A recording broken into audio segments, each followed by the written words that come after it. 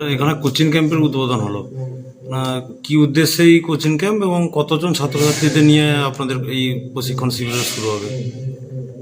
Actually বর্তমান সমাজে ছোট ছোট বাচ্চারা ছোট বয়স থেকে মোবাইলের প্রতি আকৃষ্ট হয়ে যাচ্ছে, খেলার মাঠের দিকে যাচ্ছে না। খেলার যে ঝুঁকি, সেই ঝুঁকিটাই এখনকার বাচ্চাদের মধ্যে নেই।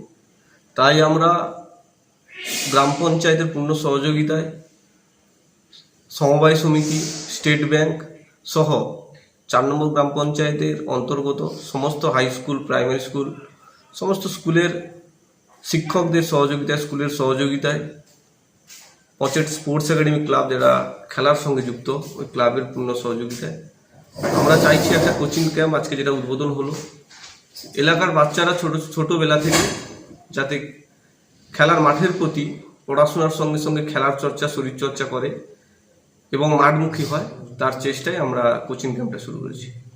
কতজন ছাত্রছাত্রী কে নিয়ে? প্রায় আমরা ওপেনিং করলাম যেটা শুরুতে প্রায় 200 বাচ্চা উপস্থিত হয়েছে এবং র্যালিতে অংশগ্রহণ করেছে।